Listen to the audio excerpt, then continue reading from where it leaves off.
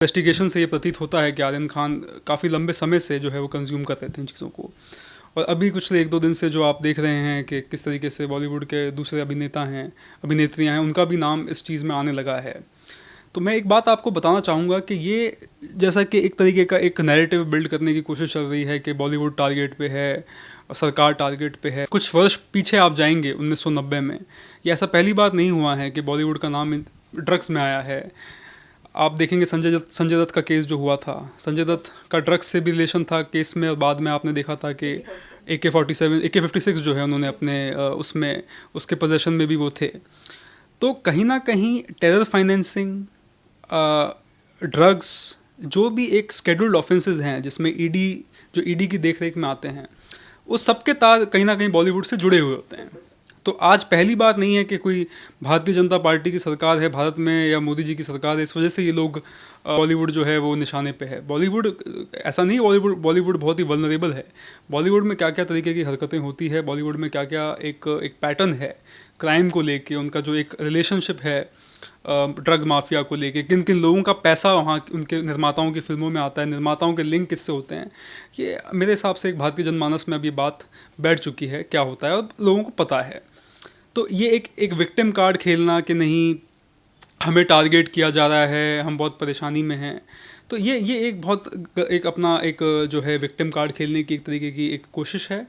और रही बात, जैसा कि आपने कहा कि भाई कितनी समस्याओं का उनको सामना करना पड़ेगा, तो अभी जो एक जो लीगल रिकॉर्स जो अभी लंबा चलेगा वो बहुत कठिन है इन लोगों के लिए, चाहे वो बेल लेना हो, बिकॉज NDPS जो एक्ट है इसके अंदर जो जिसके तहत उन्हें गिरफ्तार किया गया है, उसमें कंजम्पशन, पोजेशन, ये सब चीज़ें बहुत देखी जाती हैं। अब यहाँ पे जो है NCB के पास बहुत ही ठोस सबूत हैं उन्हें जो है कस्टडी में लेने के लिए। तो क्योंकि कस्टडी में लेने के लिए इनके पास में काफ़ी ठोस सबूत है, इसलिए इतना आसान नहीं होगा। वही आपने जो बात कही, सबसे गंभीर विषय वही है कि जो पेडलर्स हैं जो अक्रॉस बॉर्डर जो बैठे हैं, जो पैसा जो है वो टेरर फाइनेंसिंग में, जो लॉन्ड्रिंग में काम आ रहा है, ये पैसा ही है जिस पैसे को इस्तेमाल करके ISI, पाकिस्तान या जो भी देश विरोधी गतिविधियों में लोग इन्वॉल्व रहते हैं, वो इस पैसे का इस्तेमाल करके हमारे जो जवान हैं जो बॉर्डर पे मारे जा रहे हैं। आज आप कश्मीर में देखेंगे 10 से 15 लोगों का जो है वो पिछले एक हफ्ते में हमारे सैनिक जो हैं उन्होंने बलिदान दिया है। ये वही पैसा है जो इस्तेमाल होता है। तो मैं यही चाहता हूँ कि भाई ये आज एक आर्यन खान एक बहुत छोटी कड़ी है इसके अंदर। जाहिर सी बात है जो उन्होंने किया है उसके लिए अगर वो लिप्त पाए जाते हैं कोर्ट के इसमें ट्रायल में, तो जो भी उनकी जो सज़ा है वो उन्हें मिलेगी। लेकिन मेरे हिसाब से केस का जो फोकस है वो सिर्फ आर्यन खान नहीं है। केस का जो फोकस होना चाहिए वो भारत से बाहर, दुबई से, मिडल ईस्ट से, दूसरे कोनों से जो ड्रग्स के थ्रू, ड्रग्स के पैसे के थ्रू जो टेरर फाइनेंसिंग होती है, उस चीज़ का जो इन्वेस्टिगेशन मेरे हिसाब से ज़्यादा इम्पॉर्टेंट है। तब हम अपनी बात जो है वो सही ढंग से दुनिया में रख पाएंगे कि किस तरीके से जो एक लॉबी है भारत के खिलाफ षड्यंत्र करती है, भारत के लोगों को जो है वो जो एक तरीके से भारत में डिस्टर्बेंसेस क्रिएट करना चाहती है। तो ये चीज़ें जब तक वहाँ तक पहुँचेंगी तब मेरे हिसाब से इसमें असली इन्वेस्टिगेशन होगी। जब से ये मामला आया है 2 अक्टूबर से, एक जो PR ब्रांड इन लोगों ने बनाया हुआ था वो ब्रांड हिट हुआ है। आज पब्लिक को पता है कि ये जो जिस तरीके की बात छलावा दिखाते हैं पर्दे पे या जिस तरीके का छलावा दिखाते हैं टीवी, उसमें किस तरीके से भयानक एक तरीके का एक हिपोक्रेसी होती है वो उजागर हो चुकी है लोगों के सामने। तो आजकल वो ब्रांड नहीं रहे। आज के आप समय में देखेंगे तो लोग ब्रांड मानते हैं नीरज चोपड़ा जैसे लोगों को, बड़े बड़े एथलीट्स हैं जो गोल्ड मेडल लेके आए हैं, सिल्वर लेके आए हैं। तो लोगों को पता है हमारे असली हीरो कौन हैं। लोगों ने वापस अपने इतिहास में झांक के देखना शुरू कर दिया है। उन्होंने अपने सही जो उनके आइडल्स हैं उनको आइडेंटिफाई करना स्टार्ट कर दिया है, उनको फॉलो करना स्टार्ट कर दिया है। तो ये जो एक पिछले 1-2 साल में आप देखेंगे जो एक भावना जागृत हुई है इस देश के जनमानस में, वो अपने आप में बहुत ही, मैं कहूँगा, अनप्रेसिडेंटेड है। और लोगों में जो है वो अवेयरनेस आएगी। वो लोग अब सिर्फ ये शाहरुख खान, आमिर खान, सलमान खान या इंडस्ट्री में जो भी एक्टर्स हैं वो उन्हें आइकन नहीं मानेंगे। उनके लिए आइकन वो लोग हैं जिन्होंने सच में इस देश के लिए कुछ किया है। तो मेरे हिसाब से जो एक नेशनलिज्म का जो एक फर्वर जो डेवलप हुआ है जनता में कि भाई हम जो नकली हीरो हैं उनको साइड करें और जो असली हीरो हैं उनकी कहानियां हम सामने लाएं, उनकी हम बात करें, ये एक बहुत बड़ा डेवलपमेंट है। सर 26 तारीख को आर्यन खान की याचिका को लेकर अभी सुनवाई होने जा रही है, जिस पर अभी ये हाई कोर्ट की तरफ से सुनवाई भी होगी, वकील भी अपनी दलील रखेंगे। पर जो एनसीबी के हाथ सबूत लग रहे हैं, क्या लग रहा है सर, कितनी और मुश्किलों का सामना करना पड़ सकता है अब शाहरुख खान के बेटे और उन लोगों को जो गिरफ्तार हुए हैं 2 तारीख को? जी बिल्कुल, अभी काफ़ी परेशानियों का सामना करना पड़ेगा, क्योंकि जैसा कि जो एडिशनल सॉलिसिटर जनरल हैं वहाँ पे अनिल सिंह, उन्होंने अपने बयान में कहा था, अपने हलफनामे में, कि इस बात इन्वेस्टिगेशन से ये प्रतीत होता है कि आर्यन खान काफ़ी लंबे समय से जो है वो कंज्यूम कर रहे थे इन चीज़ों को। और अभी पिछले 1-2 दिन से जो आप देख रहे हैं कि किस तरीके से बॉलीवुड के दूसरे अभिनेता हैं, अभिनेत्रियाँ हैं, उनका भी नाम इस चीज़ में आने लगा है।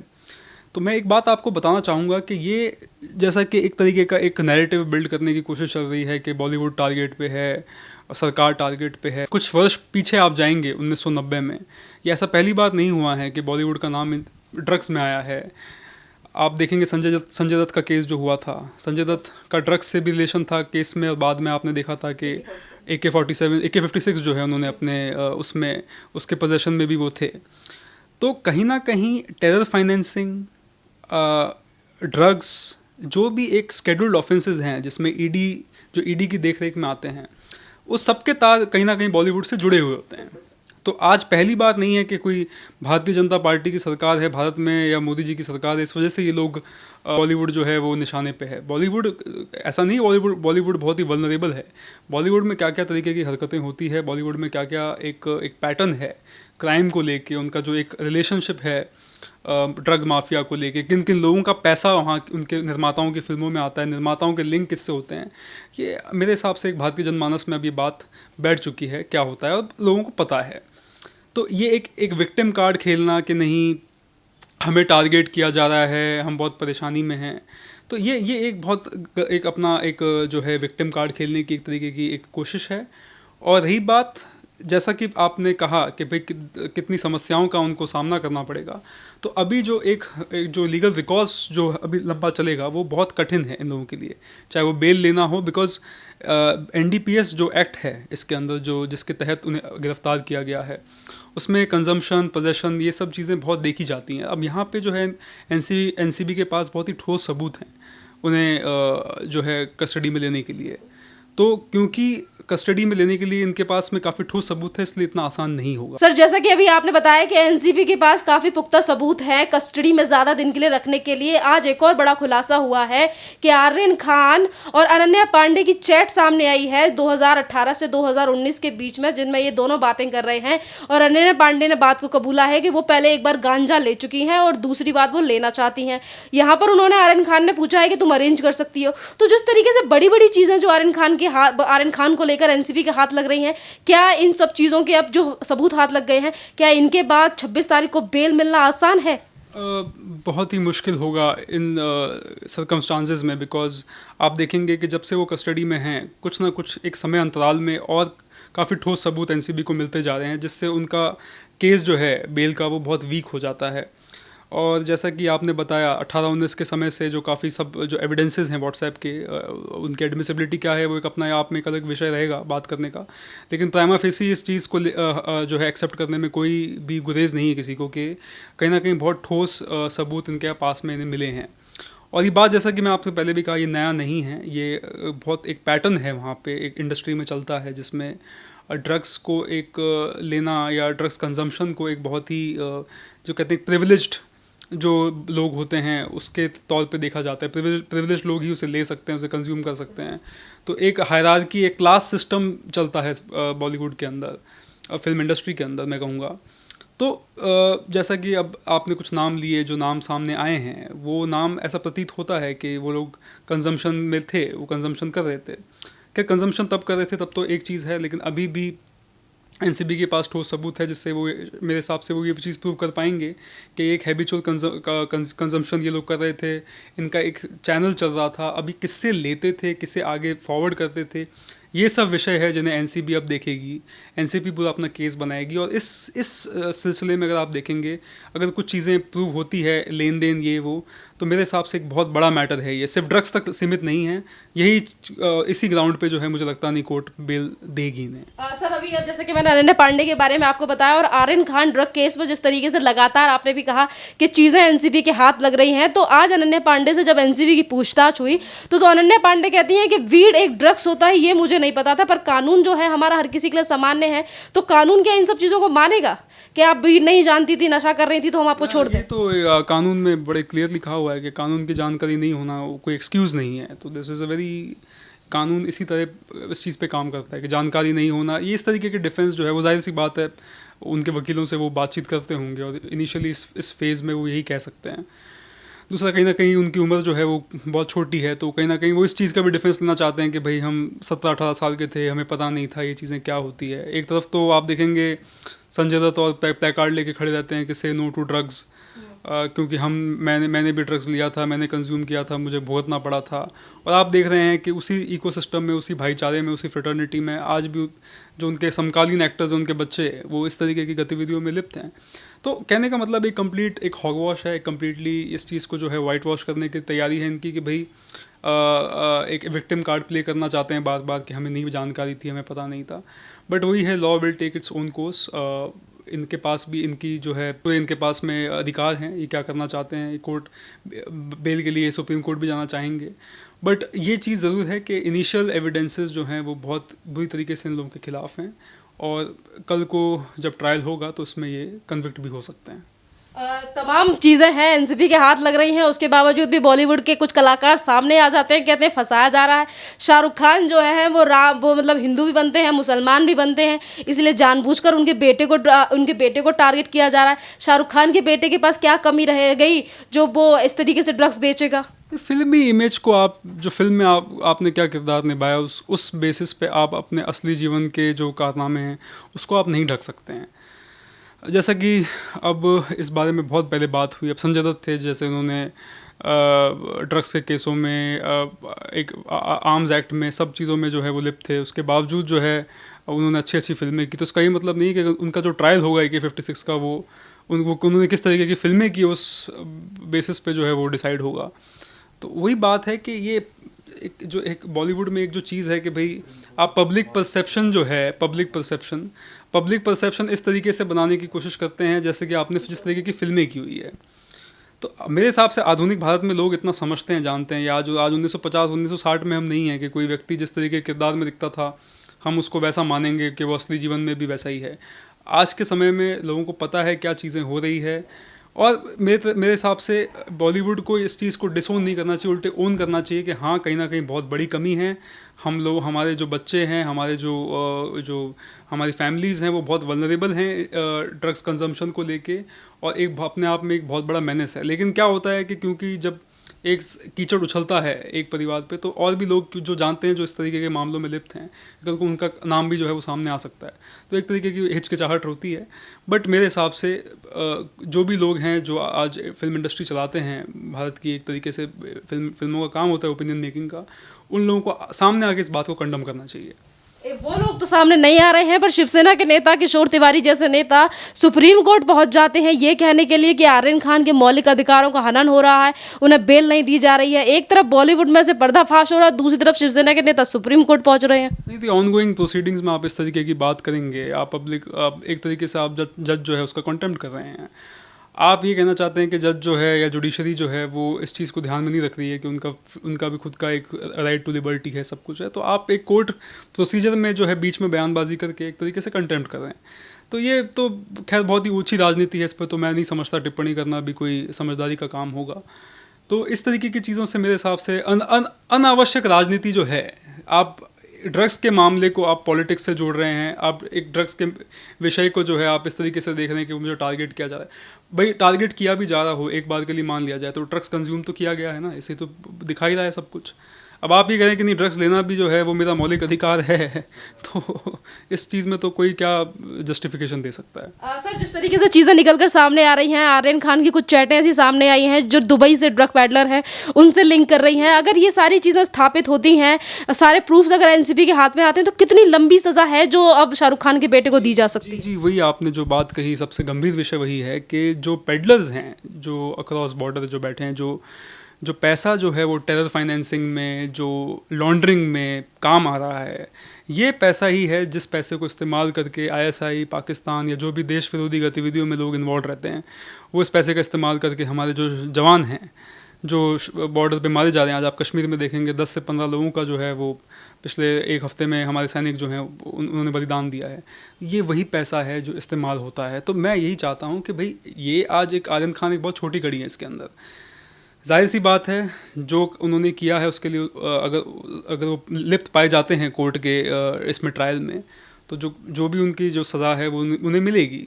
लेकिन मेरे हिसाब से केस का जो फोकस है वो सिर्फ आर्यन खान नहीं है। केस का जो फोकस होना चाहिए वो भारत से बाहर, दुबई से, मिडल ईस्ट से, दूसरे कोनों से जो ड्रग्स के थ्रू, ड्रग्स के पैसे के थ्रू जो टेरर फाइनेंसिंग होती है, उस चीज़ का जो इन्वेस्टिगेशन मेरे हिसाब से ज़्यादा इम्पॉर्टेंट है। तब हम अपनी बात जो है वो सही ढंग से दुनिया में रख पाएंगे कि किस तरीके से जो एक लॉबी है भारत के खिलाफ षड्यंत्र करती है, भारत के लोगों को जो है वो जो एक तरीके से भारत में डिस्टर्बेंसेस क्रिएट करना चाहती है।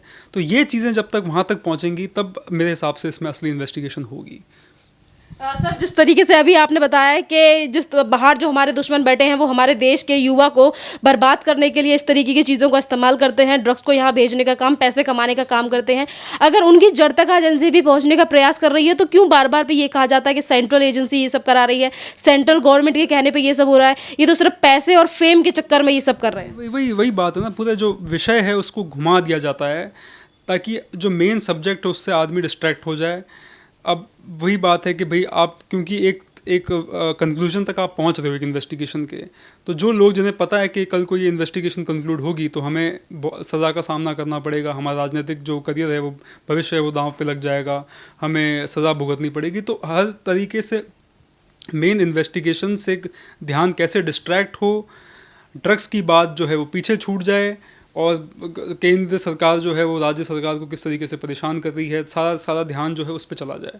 तो कहीं ना कहीं एक हम लोगों में जो एक ओपिनियन बिल्डिंग जो है ये बहुत 60-70 से चलता आ रहा है कि भाई अपने आप को विक्टिम प्रोजेक्ट कीजिए। जब आपके जो पाप के घड़े जब भरने लग जाते हैं तब आप अपने आप को इस तरीके से दिखाइए। तो ये एक विक्टिम कार्ड प्ले करना बार बार और इसको बार बार जो है सेंट्रल स्टेट की लड़ाई दिखाना, ये एक तरीके मैं तो इसे हास्यास्पद कहूँगा, बहुत ही अजीब सा बयानबाजी है। मेन बात ये है कि आज ड्रग्स इतना आसानी से अवेलेबल है हमारे समाज के ऊपरी तबके में है। आपने देखा है पंजाब में किस तरीके से ड्रग्स का इस्तेमाल हुआ है, आपने देखा है एक जनरेशन जो पूरी की पूरी हमारे देश की वो ख़त्म हो जाएगी। वो ये सोच नहीं पाएगी कि हमारे देश में क्या क्या चल रहा है, हमारे देश को किन किन लोगों से खतरा है। तो ये एक बहुत ही बड़ी साजिश है जिसके तहत मैं कहूँगा कि इन्वेस्टिगेशन होनी चाहिए। आर्यन खान तो बस एक शुरुआत है, अभी इसमें एक साल में आप देखेंगे 2022 तक बहुत बड़े बड़े लोगों के नाम आने वाले हैं। सर, अभी आपने कहा कि राजनीति ना हो, इस पर सेंट्रल एजेंसी सही काम कर रही है, उसे करने दिया जाए क्योंकि जो हमारे देश को लोग बर्बाद करने का कोशिश कर रहे हैं उन तक पहुंचेगी। सवाल ये भी है कि सर एक साल में आपने कहा कि आगे चल के और भी ज़्यादा डेवलपमेंट होगी। अगर हम पिछले साल को भी देखें तो जब से लोगों में जिस तरीके का जागरण हुआ है, आज पॉलिटिशियन आपस में लड़ाई करते रहे पर जो देश की जनता है वो भली भांति जानती है कि एनसीबी लगातार काम कर रही है, सही काम कर रही है। क्या कहेंगे इस देश की जागरण, इस जनता का जो जागरण हुआ है और आगे चलने वाली चीज़ों को लेकर भी सपोर्ट कर रही है जनता लगातार एनसीबी को? बिल्कुल, आपने बहुत सही बात की। अगर आप देखेंगे जब से ये मामला आया है 2 अक्टूबर से, एक जो पीआर ब्रांड इन लोगों ने बनाया हुआ था वो ब्रांड हिट हुआ है। आज पब्लिक को पता है कि ये जो जिस तरीके की बात छलावा दिखाते हैं पर्दे पे या जिस तरीके का छलावा दिखाते हैं टीवी, उसमें किस तरीके से भयानक एक तरीके का एक हिपोक्रेसी होती है वो उजागर हो चुकी है लोगों के सामने। तो आजकल वो ब्रांड नहीं रहे। आज के आप समय में देखेंगे तो लोग ब्रांड मानते हैं नीरज चोपड़ा जैसे लोगों को, बड़े बड़े एथलीट्स हैं जो गोल्ड मेडल लेके आए हैं, सिल्वर लेके आए हैं। तो लोगों को पता है हमारे असली हीरो कौन हैं। लोगों ने वापस अपने इतिहास में झांक के देखना शुरू कर दिया है। उन्होंने अपने सही जो उनके आइडल्स हैं उनको आइडेंटिफाई करना स्टार्ट कर दिया है, उनको फॉलो करना स्टार्ट कर दिया है।